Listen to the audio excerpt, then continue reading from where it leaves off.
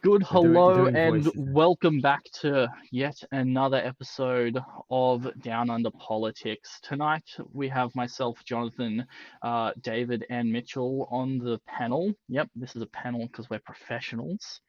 And we're going to be talking about the new CEO of the Essedon Bombers, as well as what Mr. West of the Kanye variety has been up to recently.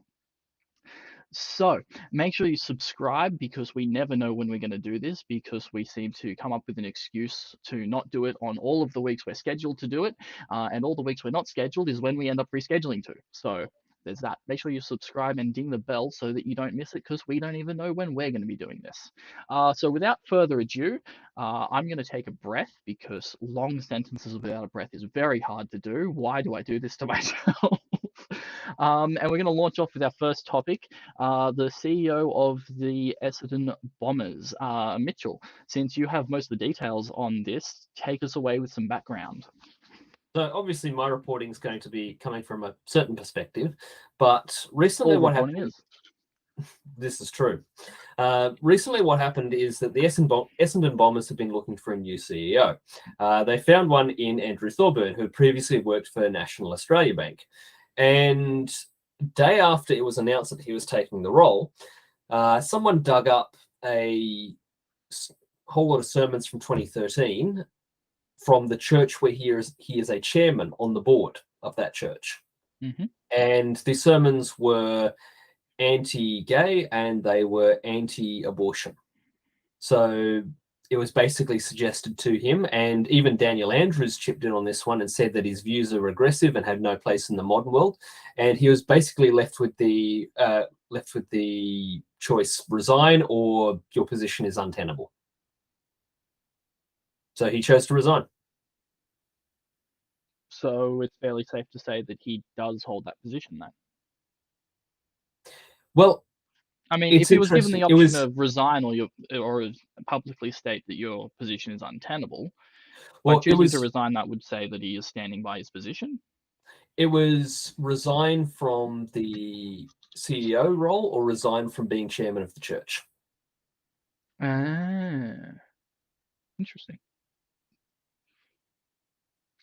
So naturally, this has led to a lot of disquiet among Christian circles. I can imagine there would be lots of upset people. It's less openly upset, more who's next. Care to unpack that a bit? Yeah, from what I've been seeing around a lot of my friend group, and obviously I come from a non-conformist denomination. I don't come from a mainline denomination, so we don't have institutional power in any sense of the word. Maybe it's different in denominations that have connections to power and influence, but we don't. But there's very much this idea of, okay, this is going to happen to us at some point. We're going to, like, people I'm friends with who are employed by the church, they're concerned that they're not going to be able to say anything. And there's also concern that people who are church members who are not in a ministry position, because obviously ministry, you've always got that job. Like, you can't be forced out as long as you're actually towing the party line, so to speak. Of course. But if, say, if you're a businessman and you belong to the church and someone digs up the fact that you are a member of the church or something like that, maybe you've given a sermon at church and it's perfectly innocuous, but then someone sees what the values of the church are and they see that it is incompatible with the secular orthodoxy, and they say this person is not appropriate because they are associated with a church that holds values contrary to ours, therefore they must be let go or forced to resign from their position.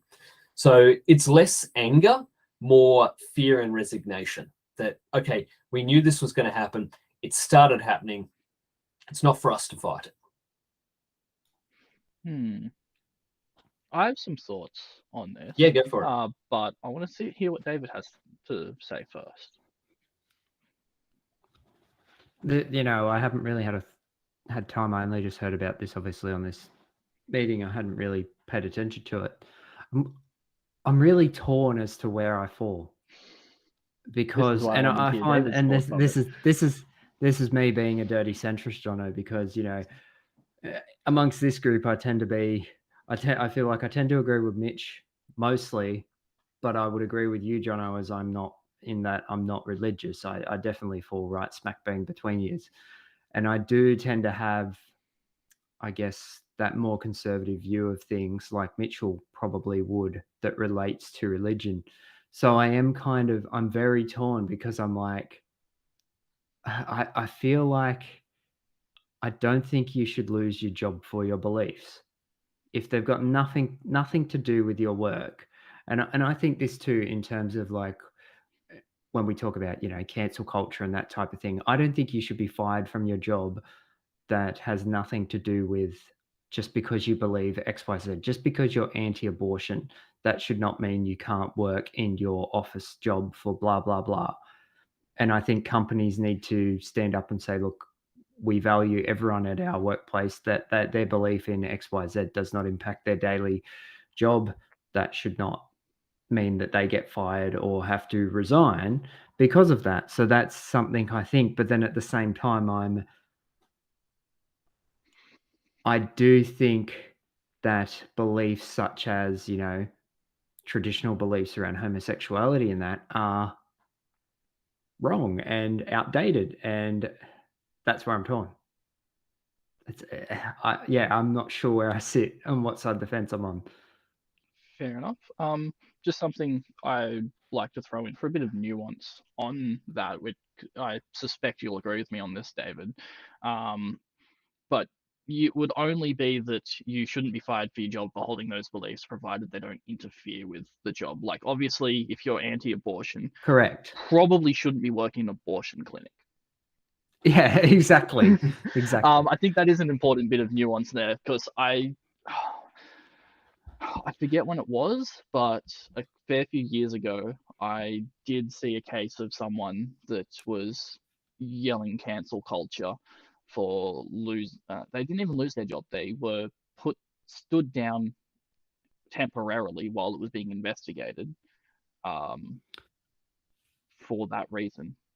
I can't remember who it was, but in the Australian, in politics here, there was someone put in charge of, was it the Climate Council? And they were a climate change denier.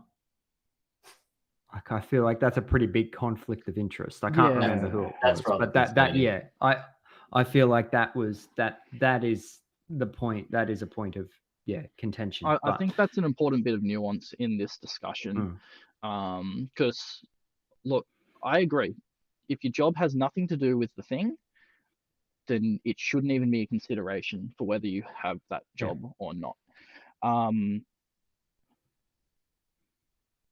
However, there is a slight bit of nuance, and I think I'm going to upset Mitch a lot with this. So I'm going to try to word this as carefully as possible. I'm listening. But if your job, I'm trying to think of the right words to use here, because precision is very important. This is probably one of the few spots that I agree with Jordan Peterson on.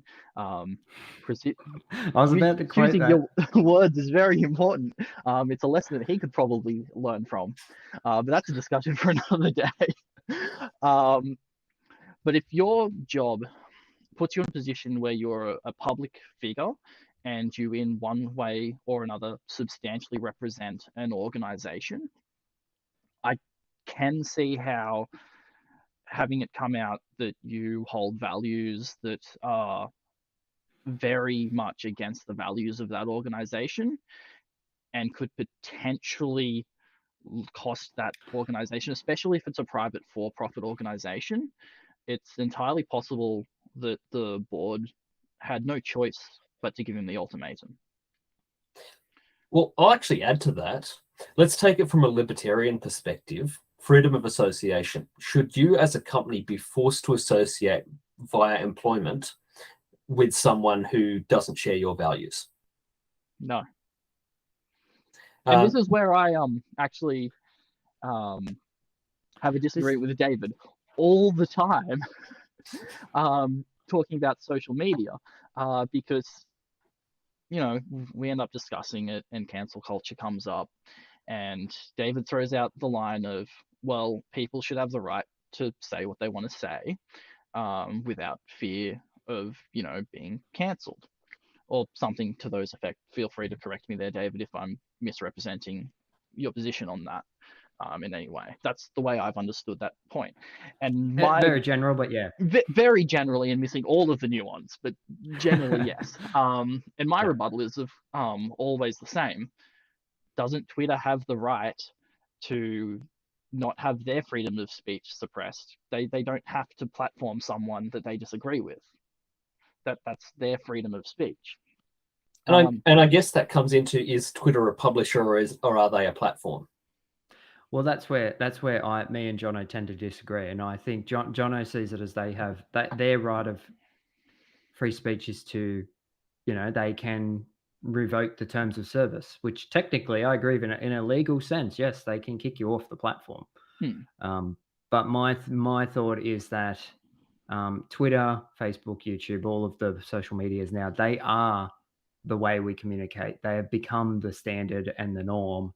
And this is where it does get tricky, and there's a lot of nuance of, I don't think they should, given their power, to quote Spider-Man, with great power comes great responsibility. I don't think they should just be silencing certain beliefs. I don't think they should really be silencing anyone except for specific calls to, actually harm people.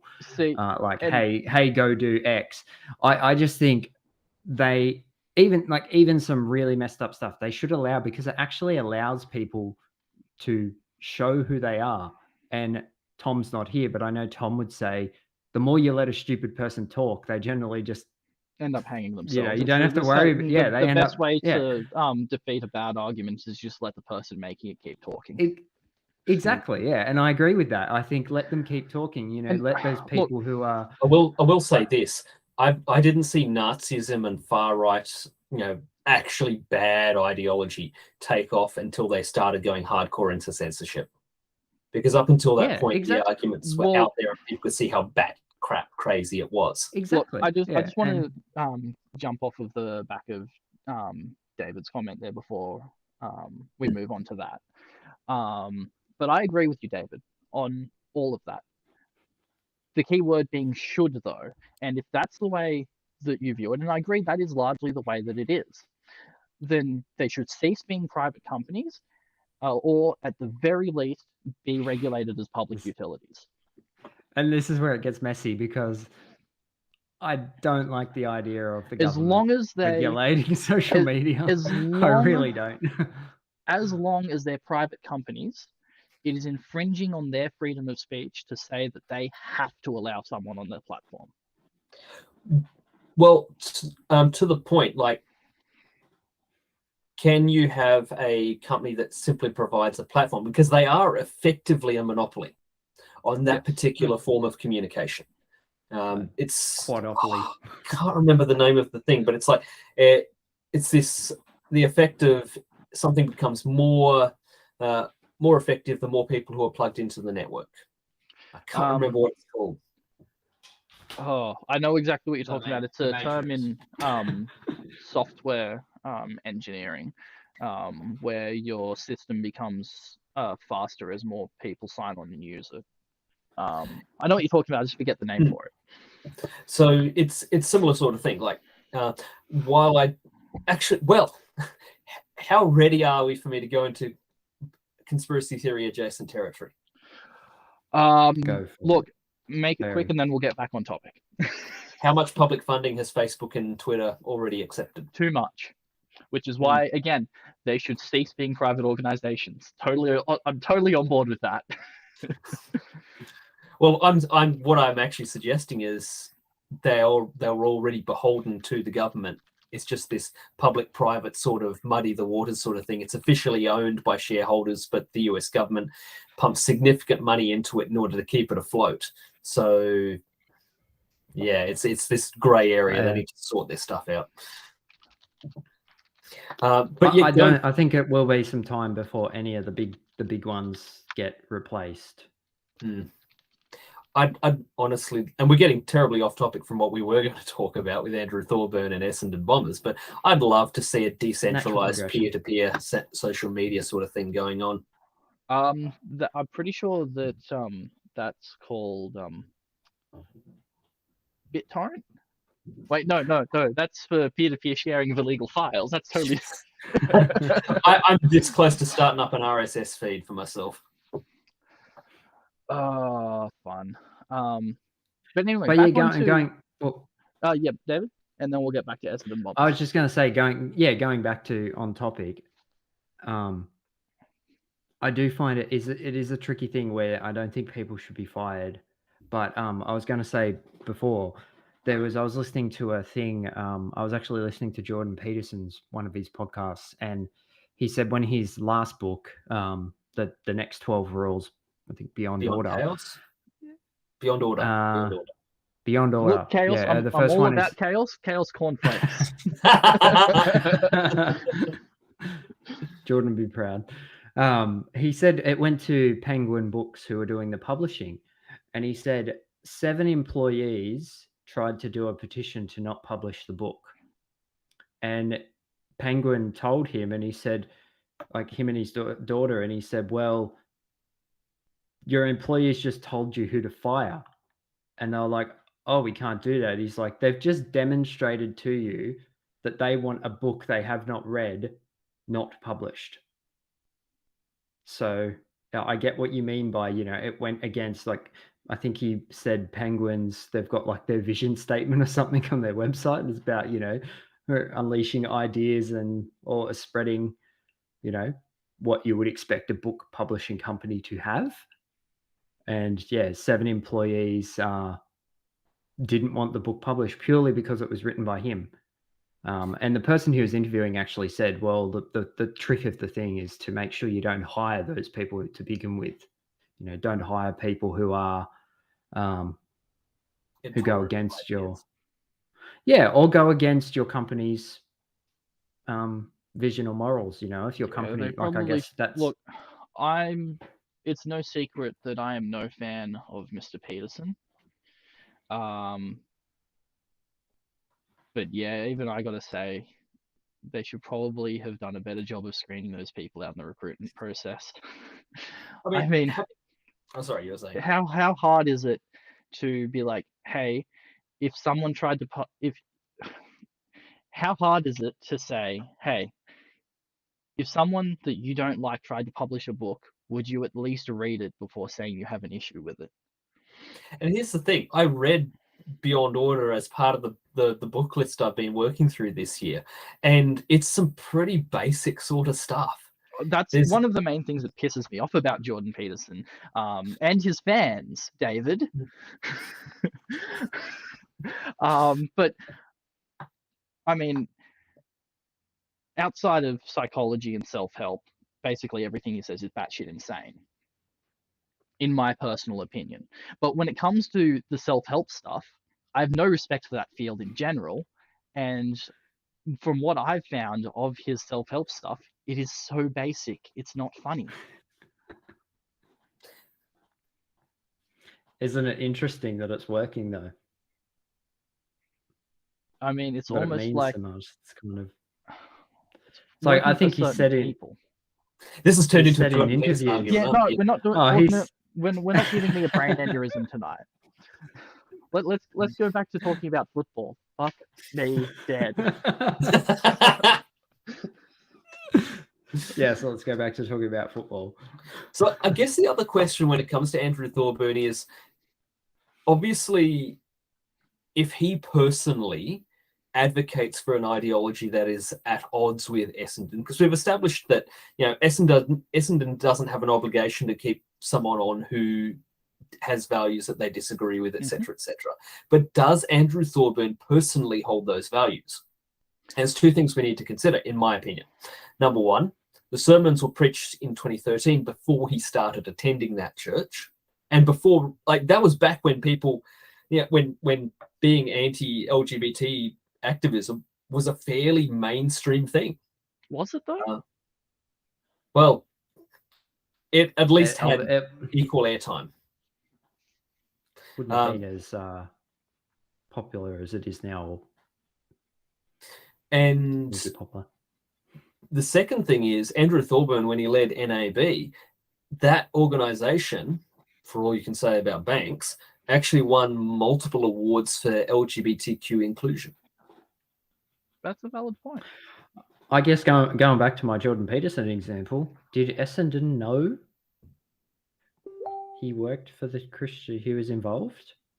Yeah, Did they so not that's ask something him? that I did want to ask. I feel like there's something they should know. Because I feel like either I've missed something or I've misconstrued something. But did you say that he was holding a position with the church that in question on the board at the same time as holding the position that he was getting the job with the football club? Exactly so. And they gave him the option of either, one or the other. You can either resign from the board. They didn't say he had to publicly renounce anything or stop attending that church or anything. They just said, if you want this job, you're going to have to no longer be on the board of that church. That's my understanding of it. Yes. And he chose to stay on the board of that church. Correct. Hold on. I mean, that Isn't seems there a fairly... rule in Isn't there a law in Australia that you can't get fired for religious beliefs? Well, he wasn't fired technically. He stood down. I know, but he kind of got forced to. It's a legal grey area. If only he was I in a don't union. think we're going to see it get tested in the court of law. Look,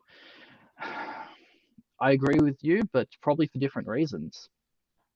If it got tested in the court of law, then they'd have to go through discovery. And if you were in his shoes, would you really want to go through that process, given the accusations?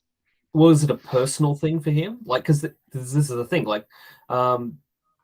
And surely people have been on the... if you're on the board of a church, you're not generally involved in the day-to-day running of it. You generally serve as accountability for the pastors and everything who actually do all that sort of stuff. And... And this is an Anglican church. Now, I think this one's a little bit more conservative, but generally speaking, the Anglican church in Australia, it tends to be rather liberal. My understanding is that the Sydney Anglicans are conservative, and I think that this City on a Hill one was a little bit more conservative as well. But generally speaking, Anglicans are quite progressive, even in the country, which you would expect to be a conservative area. And I suspect that if he's only just recently started attending this church, he's probably been Christian for a while. And the fact that he's been in charge of diversity, he's helped NAB or overseen NAB win diversity and inclusion awards, that seems to indicate that he sees no personal conflict between his faith and making LGBT people feel accepted. I decided to look that up. Apparently, discrimination on the basis of religion alone is not unlawful under federal anti-discrimination law. However, in some cases, people have been found to be covered by the term ethnic origin in the Racial Discrimination Act. Interesting. I didn't know that. Yeah, religion alone is not a reason. Well, this could be a fun tangent then, because I have a suspicion as to why. What's your suspicion? My suspicion, and this is not necessarily... should be perfectly clear, I'm not necessarily I agree with any of these arguments, but I suspect this is the logic. Religion is something you choose as much as you choose anything, because I'm not entirely convinced that you can choose anything, but that's a discussion for a whole nother time. Whereas things like race and, ethnic of origin are things that you cannot choose. I suspect that may be the logic behind that. It's to stop Jono wearing a colander to work. Look, I will wear a colander to work if I knew I was not going to get fired for it. I'll put pictures up when you do. I don't think you would, Jono. I think you'd be fine. Look, They might think you're a little bit special. I reckon. I reckon I know exactly who would be making the complaint to HR. Isn't usually the colander wearing to do with I got to wear this for my license photo? That is usually where it is, as a because Jono's let's be honest. requesting a new work ID tomorrow. I'm going to do that. That would be hilarious. But for those that are not aware, the Church of the Flying Spaghetti Monster, for the majority of people, is a joke religion aimed at pointing out hypocrisy. May you be touched by his noodly appendage. Yes. And the whole colander thing is to point out the hypocrisy around allowing people who have to wear religious headdress for their license photos.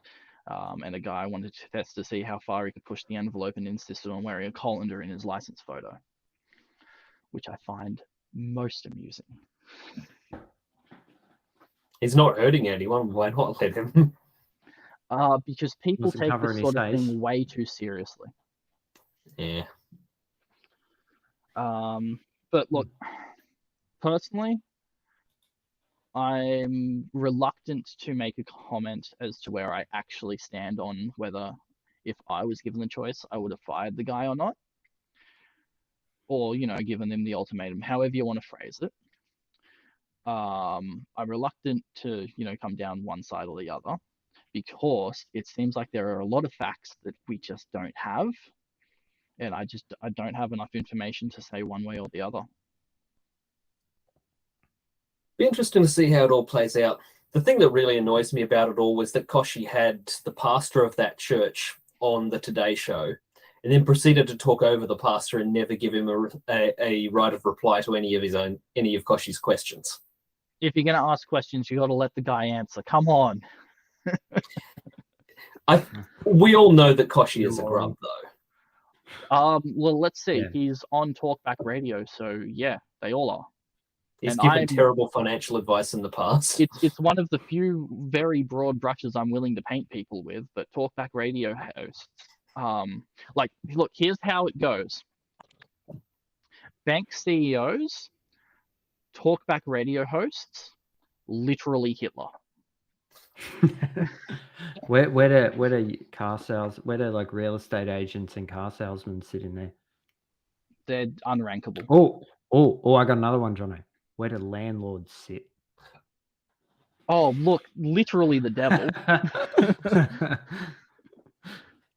Literally the devil. But we will do an entire episode on. Oh, we absolutely need to. How much Jono dislikes landlords. Actually, look, to be perfectly clear, I don't dislike landlords. I dislike the concept of landlords. Just like I don't dislike monarchs. I dislike the concept of monarchs. I bet you don't tip your landlords, your land chads. I definitely don't. Oh, love for landlords. Best for them. Oh, look, they drive me absolutely mental, especially when they start crying poor.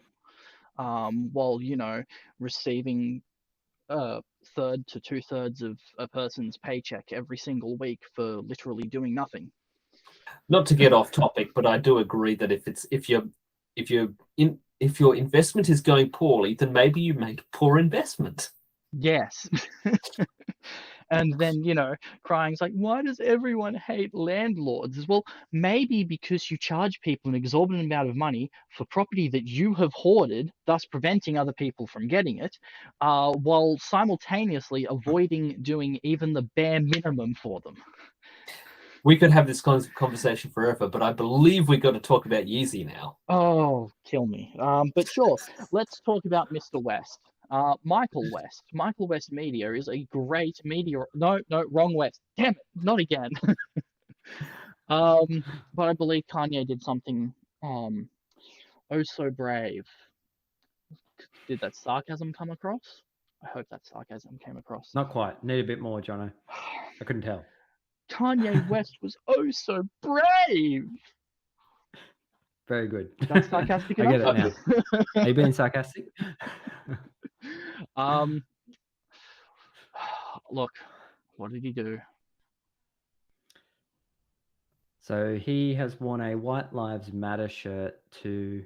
I'm just having a look because I don't know the date. I know he's worn a White Lives Matter shirt, which What an probably sums it edgelord. up. Mm. As well as Candace Owens, the host. Of course, Candace Owens is matched it. involved. It's giving me a migraine and making me want to burn the entire planet to the ground. Who else would it be? If you have a migraine and want to burn the planet to the ground, maybe you should deal with the witch's nails. Look, Nerd joke, nerd joke. I would, but Korn cares not. Whoosh. Sorry, David. I got no idea what you're talking about. Blah, blah, blah, blah. The phrase, I'm just looking at a news story. The phrase White Lives Matters has been classified as a white supremacist phrase by the Anti-Defamation League. Oh, that sounds fancy, doesn't it? Anti-Defamation League. Look, and it sounds several nearly as fashion fun as the League of insiders. Nations. It sounds like something from like Warhammer, like you're saying. You know, you've got the Anti-Defamation League is going to just come in and stamp you down and make you not say shit. It's like the Freedom Police or something. No, Or something they'd from find a way to throw the word Inquisitor in there somewhere if it was 40k.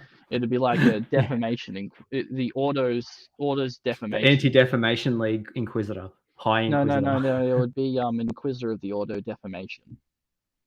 But it would sound slightly Latin as well. Defamatus? Yep, the Ordo Defamatus. I'm helping. So apparently Kanye was interviewed by Tucker Carlson, another of Jono's favourites, who's blamed a group mob and liberal Nazis with the backlash he's received. Liberal Nazis? Now that's liberal a fun word.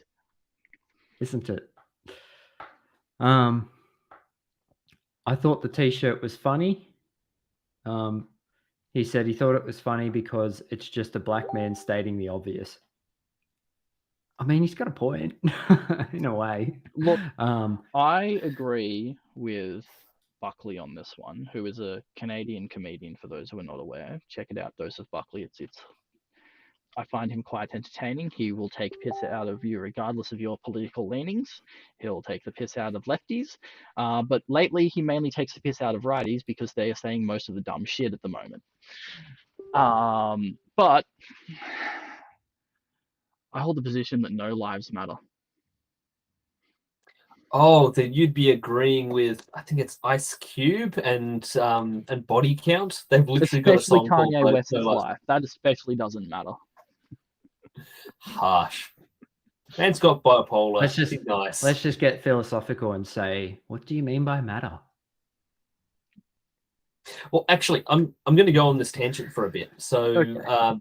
Ice Cube, I think it is, rapper. He works with the basically metal band Body Count, and they do a lot of songs about the African American experience and the politics of being African American. And the preamble to this song, "No Lives Matter," the whole idea is basically that yes, institutional racism is a real thing, but it's more than that, because institutional racism has been used as something to play off the black community versus poor white community, when in reality both of those communities should be coming together to fight economic oppression.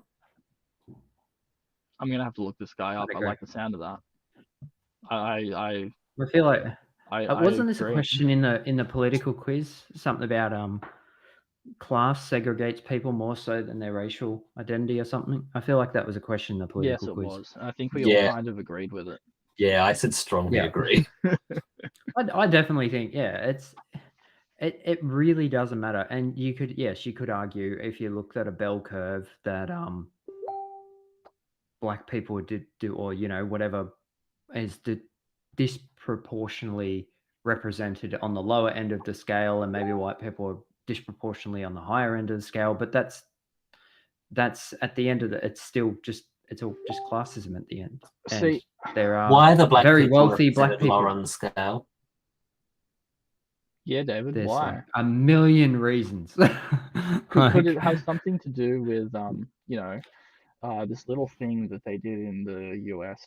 Starts with an S. I can't remember the. Oh, slavery. Maybe the fact that I think and then all the racist bullshit between then and now. Tulsa race riots, for Oh, one. here's a fun question. What year was the last slave in the US freed? And I'm not talking about like indentured servitude or wage slavery or anything. I'm talking the last ball and chain chattel slavery. They still have them there. Do you mean like specifically African American slaves? No. The last ball and chain chattel slavery. Chattel slavery still exists. Yep. It still exists, specifically in the US. It still exists in the US. Yeah, I know. That's my point. Most people would say at the end of the Civil War, it still happens. And that's not even counting the idea that you can make people serve what basically amounts to slave labor in prison. The 14th Amendment disallows slavery except as a punishment for crime. Well, prisoners are used for everything. We just need Tom here. To just add to the fire there. I can hear Tom psychically telling me to use them for medical testing. I think my position once again is very in the middle of, it really is what you make of it. Yes, you can look at all that, look backwards and say, yes, there were racist laws in the past. There's a significant number of colored people who are starting the race behind, as people of color. Say it. Yeah, people of color is the correct term, David. You're going to upset a lot of people. Gosh, what are you trying to do? Whatever. I don't care. Just, I think now we are in a position, and most of society today sees it as we're all equal. So it's really just how much you put in. When there's probably still a very few amount of people who are going to discriminate based on skin color, based on homophobia, all that sort of thing. But at the end of the day, we are now pretty much at the point where everything is fair. So it's kind of, I don't think we need to, what we start to see when we go down this identity politics route is people start to flip it and and it becomes reverse racism, which is effectively just racism. See, I think you're missing some nuance there, because it's a very complicated topic. So, in an attempt to oversimplify it to the nth degree, there's about 50 million things that are impacting it, aren't there? In my best attempt to avoid turning this into a 36-hour long live stream, it's not a political quiz. No, it's not a political quiz, so it won't take 36 hours. But to oversimplify it too much, let's just run a quick thought experiment here, and have see society as a game of Monopoly, as it is a great simulation of capitalism. Unregulated capitalism, where when you run out of money, you die, just to be perfectly clear what that game is all about.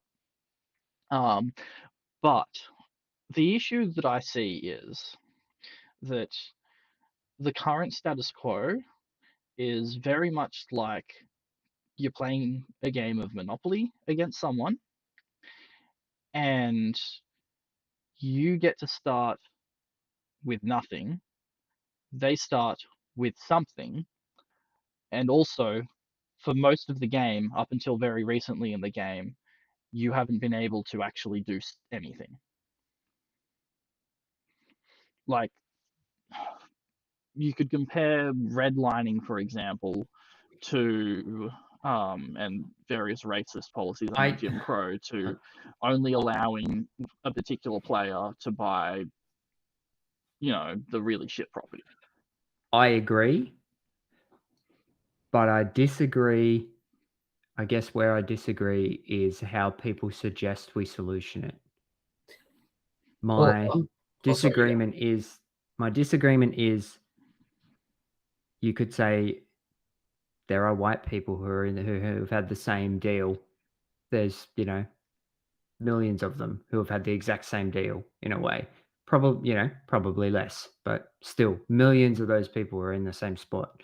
At the same time, I disagree that the people who are currently somewhat, I don't know, beneficial, middle class, or doing okay, I don't think they should suffer for something that was, before they were even born. I don't think they're like what they talk about with it becomes unfair once you start trying to create equal outcomes.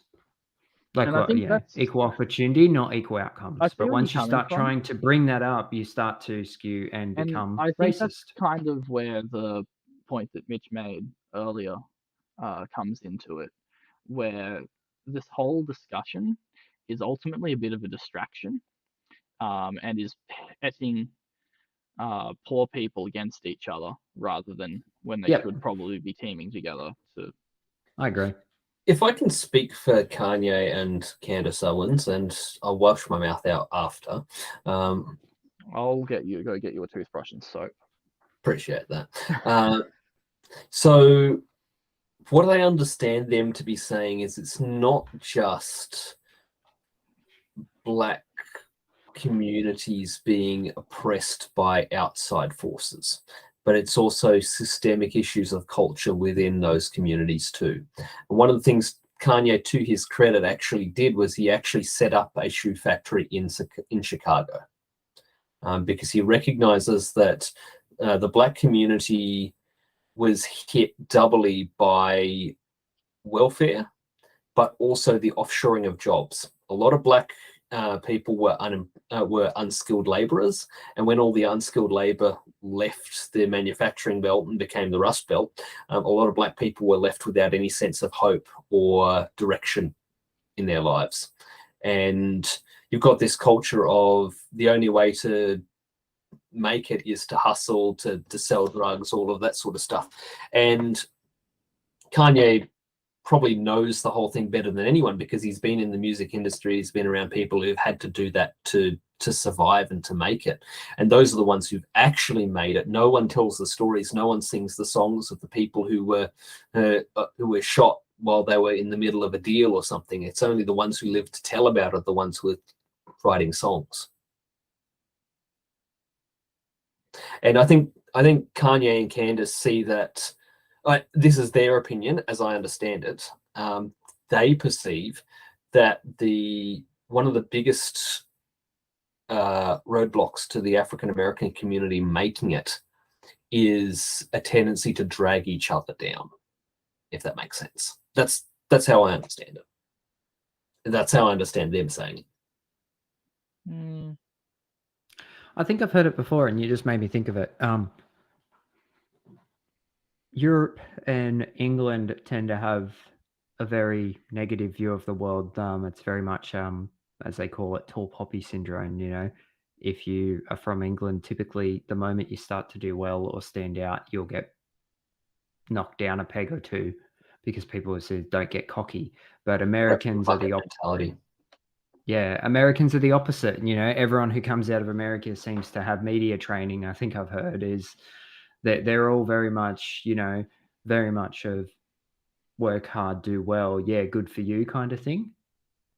And I think that you just made me think of that split between different cultures of the two sides. I'm not too sure what Australia will be. We're tall poppy. We're pretty clearly tall poppy. Yeah, we don't. Probably, yeah.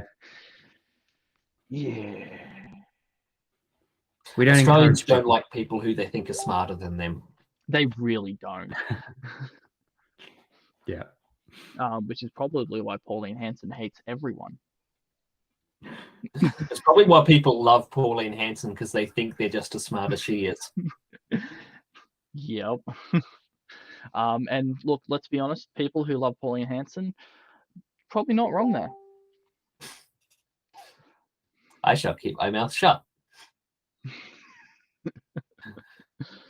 I'm not a fan of that woman, but mainly just because most of her ideas are bad. She used to run a fish and chip shop in Ipswich. How bad can she be? Yes. All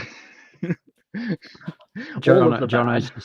just cringing in his head at the moment. Look, I've been cringing in my head for like the last 4 weeks. But mainly because the British economy is imploding, and every time I look at my stock portfolio, which has a substantial number of stocks based in the UK, it gives me a frowny face. Just got to keep buying. It's accumulation time. Yeah, I know that's the plan. I just need to Public service announcements. No one here is qualified to give financial advice. Oh, no. This is all general. We're just memeing at the moment. This is not financial advice in the slightest. Look, I need to get like a big watermark to throw across the screen that just says not financial advice. You keep buying the dip, but it keeps dipping. Buy Dipcoin. It always dips. I should. Oh gosh, you're giving me an idea for the next crypto. Good Lord. I should create a crypto called Dipcoin. Yes.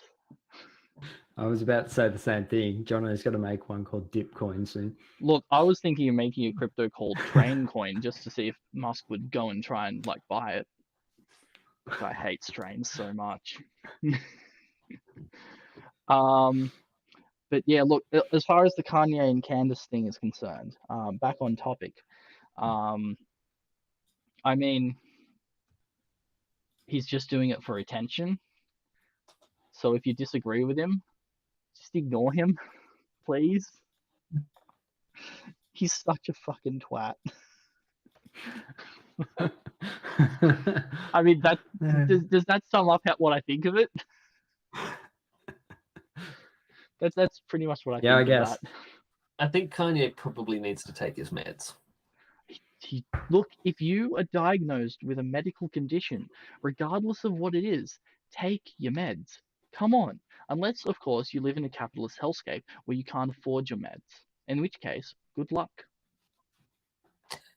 Actually, I feel like we should actually give a public service announcement. If you are struggling with mental health issues, do seek professional help. Seek the help of a trusted friend, therapist, and someone who can help you on that journey to recovery. Yeah, agreed. And also make sure that it's a friend that is not going to fob you off. Make sure you trust that person, because speaking from personal experience, there is nothing worse than when you're not doing well mentally and you tell someone about it and they just respond with, "This too shall pass." Very cringy, does not make you feel better. Please don't do this. If anyone reaches out to you saying they're having mental health issues, actually fucking listen. Like, it's not hard. They don't expect you to fix all their problems. They just want someone to listen to them so they feel heard. Come on. Listen to the rant. Yes. Listen to my rant, Dad. David, anything to add to this oddly wholesome segue? I don't. Good, it'll stay wholesome.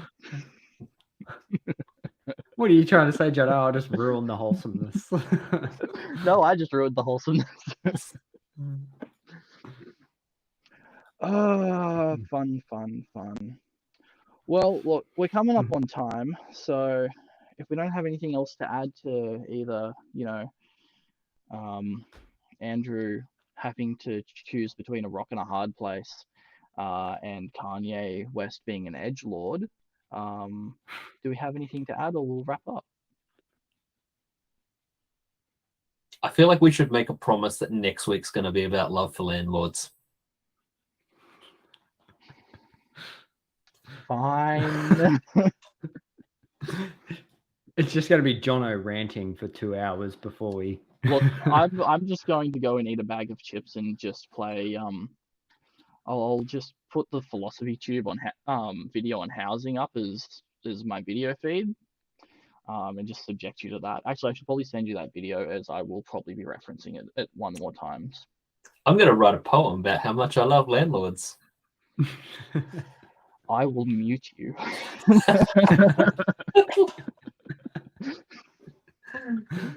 Mitch will be in the comments of the YouTube video just writing out his poem. I will So go. anyway, I will go and get an entire army of lefty lunatics to flood the comments with anti everything, just anti reality. I mean, hey, we could always use a little bit more engagement. Engagement's good. You should write comments. Comments are great. It drives up engagement and causes YouTube to give me that sweet YouTube money. We don't get any sweet YouTube money. I was going to say, where's my cut? Jono's still in talks with Centrum Multivitamins. Oh yeah, I really need to respond to their emails sometime. Apparently they didn't really like need to my figure idea out- of just putting the logo upside down in everyone's background. I feel like I need to somehow fake an email from them to you, Jono. Please do. I would get a laugh out of that. I just want to see your response. It'll be please give me money. Please give me money. I like money. I'll sell out. Just kidding. I'm not a sellout.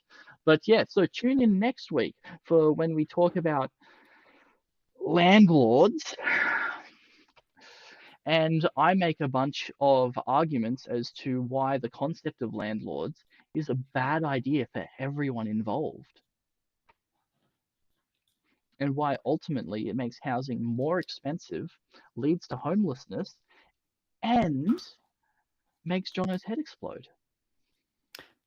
And listen and tune in to hear David partially disagree. Yeah, David will partially disagree. As usual. Tom will disagree, and Tom will agree with you, Jono. We know that much. And I have no idea where Mitch is on this one. Oh, I because love landlords. Unironically, I think they provide an essential service. That's an essential. Okay, well, this will be very interesting then. Get your dictionaries ready. We're going to be doing some word definitions. Can we define essential, please? We're going to go full Jordan Peterson on this thing. Oh god, it's going to be high school debates all over again. Anyway, subscribe, ding the bell for that, because we're planning for it to be next week, but as next week is our usually scheduled week, it'll probably be the week after, because we're bad at organizing this. It probably will be the week after, but we can determine that after. At some point in the near future, we will be talking about landlords, apparently. Please kill me. Anyway, subscribe, ding the bell. I already said that. All right, bye.